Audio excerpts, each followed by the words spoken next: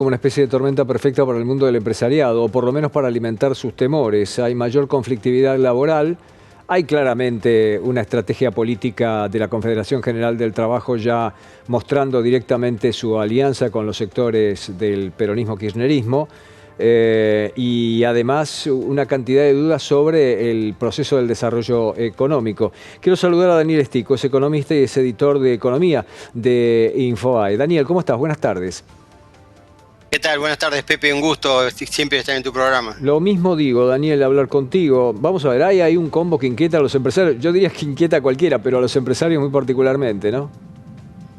Sí, claramente porque se está viviendo un momento muy especial. Recordemos que el gobierno nacional apenas tiene ya un poco más de 75 días de gobierno y se lo está analizando y cuestionando y criticando como si ya hubiera transitado 1 año, 2 años de gestión, y entonces se hacen balances y esto recién empieza. Entonces eso genera claramente muchas dudas, sobre todo porque, como habrás visto, Pepe, en estos 2 meses se ha visto que la economía está moviéndose a 2 velocidades.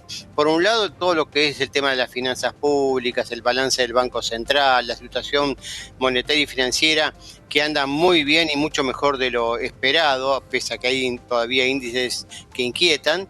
Pero por el lado de la economía real, está cayendo la actividad fuerte, hay una fuerte recesión, los ingresos no se recomponen. Justamente estos días se anunció el aumento a jubilados y pensionados, un 27%, que comparado con la inflación desde el momento que se dio el último aumento de las jubilaciones allá por los primeros días de diciembre a hoy, con la estimación de cuánto va a ser la inflación de febrero, en torno al 14, 15%, el ministro dijo más cerca de 10%, da una inflación acumulada del 65, 70%, entonces que los jubilados reciban 27%, eso genera malestar. Y entonces, claro, está cayendo fuertemente el consumo, y cuando cae el consumo, aumenta la recesión, aparece esta inquietud: ¿qué va a pasar con el empleo, los despidos, las suspensiones? Porque ya veníamos de niveles muy bajos, ¿no? Vamos a ver, hay varios puntos que has mencionado que son importantes. Quiero ver si voy ordenadamente. Me meto primero con la inflación. La inflación pareciera querer empezar a bajar. Todavía nos falta ver qué pasa en marzo. La pregunta que te hago está dividida en dos. ¿Nos vamos a tener que acostumbrar a ver 2 dígitos todavía por un rato bastante largo? Segundo, ¿cuál sería el horizonte para tratar de llegar a un 9 y algo, un dígito? Bueno, claramente el gobierno ya dijo, el ministro Caputo, que febrero viene más cerca de 10 que de 20, o sea, estamos en los 2 dígitos, pero ya hay varias consultoras que están previendo un rango del 14,6, 14,9. Marzo hay ciertas estacionalidades, se retoma la actividad en general, empieza en serio en la Argentina el 1 de marzo, está todo el mundo esperando el próximo viernes que el mensaje a la Asamblea Legislativa del presidente de la Nación, y ahí va a marcar a ver hacia dónde va la economía, pero con los aumentos que se anunciaron de tarifas, de colegios, de prepagas, etcétera, más la estacionalidad que tiene la temporada otoño-invierno de ropa, hace que marzo sea un mes en que en general tiende a tener más inflación que febrero, con lo cual, como bien planteás, ¿cuándo veremos el dígito? Y el gobierno calcula que hacia mayo o junio ya podremos tener inflación por debajo del 10%, en torno al 8, 7%. Te voy a meter en un ítem que seguramente vos le vas a poder explicar bien a la audiencia, porque no todo el mundo tiene claro esto, y a lo mejor yo estoy en el camino equivocado a la hora de preguntarte esto. Vamos al segundo punto: salarios en baja. Lamentablemente los salarios están en baja. En términos generales, la Confederación General del Trabajo, el mundo sindical, denuncia que esto es por la conveniencia de los empresarios. Me parece que no hay una mentira mayor. En todo el mundo es un problema para los empresarios cuando los salarios son demasiado bajos, porque tienen que ver con productividad, con calidad del trabajo y un largo etcétera. Yo me acuerdo que para competir con México, Estados Unidos en la época de Trump, lo que hizo fue tratar de llegar a un acuerdo con México para que aumentaran los salarios y mejorar también la productividad, la calidad, porque muchos de esos productos iban a ir a los Estados Unidos. En términos generales es así. ¿Quieren la baja de salarios? Hasta ahí, no conviene que sea demasiado baja. Contame si estoy en lo correcto de lo que he leído en más de una oportunidad. No, es así, ya hace más de 100 años, si más no recuerdo, por lo que he leído, por supuesto, lo decía el inventor de la Ford. Digo, yo necesito que mis trabajadores ganen muy buenos salarios para poder vender mis autos, porque si no, ¿de qué me sirve instalar una industria automotriz y no tener mercado? Así que eso es una falacia de pretender pensar que los empresarios quieren trabajadores con bajos ingresos para no poderle vender sus productos, no es sostenible. Acá hay una gran confusión, incluso entre gran parte de los economistas, porque como vos bien decís, Pepe, cuando miramos por el espejo retrovisor, como le gusta decir muchas veces al expresidente del Banco Central y gran economista Martín Redrado, cuando miramos la economía con el espejo retrovisor, decimos, bueno, nuestros ingresos de hoy, comparado con un año atrás, están cayendo 30, 40%, depende del rubro. Y esa situación se va a mantener por lo menos hasta junio-septiembre. El comparativo retrospectivo, o sea, frente a un año atrás, vamos a seguir estando peor. Pero yo creo que el análisis, el foco hay que hacerlo de otra forma. Las jubilaciones van a aumentar ahora en marzo 27%. Si la inflación en marzo es del orden del 14%, para poner un número, y en abril baja al 10%, quiere decir que ese aumento de la jubilación, si bien te va a marcar una caída del 40% en términos interanuales en valores reales, porque la inflación sigue acelerando, hoy estamos ya proyectando que para marzo la inflación va a estar en el orden del 300% respecto de marzo del año pasado.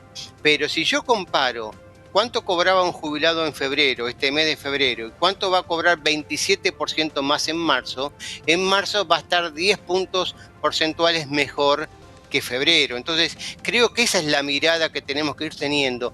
Mirar el mes a mes, porque es la manera en que la economía se va a ir reactivando y los salarios se van a ir recuperando.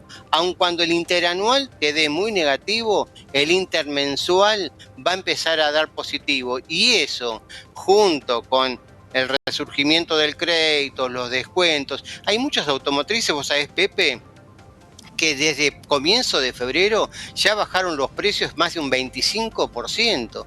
¿Por qué? Porque se dieron cuenta que aumentaron los precios al ritmo de la devaluación y se les cayeron las ventas 40%. Entonces, para poder vender y que las concesionarias cumplan con los planes de venta, están ofreciendo descuentos, están bajando precios, y eso está ocurriendo en muchos sectores. Por lo tanto, en el mes a mes creo que es posible y es deseable que sea probable que la situación va a ir mejorando gradualmente. Pero cuando miremos los comparativos interanuales, vamos a tener cataratas de datos negativos. Daniel, quiero abordar un punto más contigo que preocupa a los empresarios, pero que lisa y llanamente brota a sectores sindicales y otros sectores políticos afines, y tiene que ver con la reforma laboral. Reforma laboral que estaba incluida en el punto número 4 del DNU y finalmente que tiene cautelares por todos lados. La justicia le ha puesto freno seguramente hasta que sobre el DNU y el tema laboral se expida la Corte Suprema de Justicia.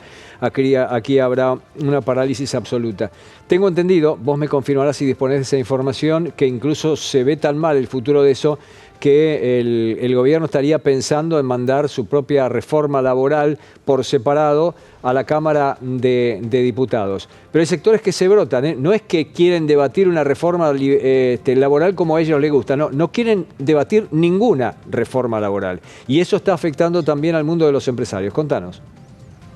Sí, eso es así, Pepe. Yo antes de empezar esta intervención en tu programa venía siguiendo un poco los discursos en la bicameral que para designar presidente de las comisiones, las comisiones, para empezar a tratar el DNU, que obviamente incluye el capítulo laboral, uno ve un gran predominio de toda la oposición kirchnerista, básicamente, y de los sectores de izquierda, que no quieren saber nada del cambio, que están muy contentos con tener una economía que es 50% marginal o negra, que hay baja productividad, que los sindicatos cada vez tienen menos ingresos porque tienen menos aportantes, porque lo único que crece es el empleo cuentapropista, monotributista y empleo negro, pero no crece el empleo formal.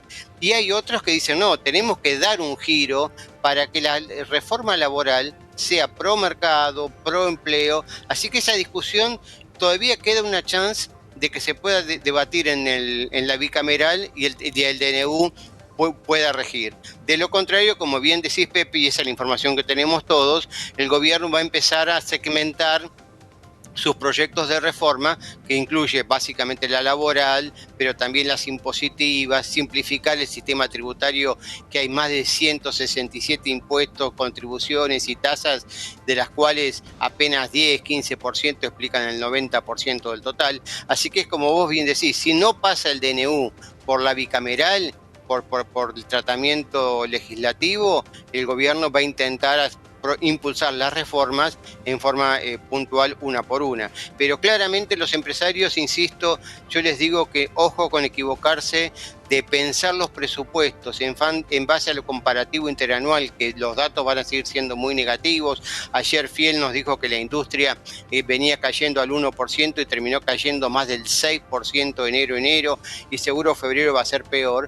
En el intermensual es lo que tenemos que empezar a ver, porque si hay una pequeña recuperación en el mes a mes, entonces vamos a tener que tomar más empleo más que despedirlos, ¿no? Daniel, gracias por este contacto. Un gusto, Pepe, hasta la próxima. El economista y periodista Daniel Stico. Tenemos más información, se la contamos en un par de minutos.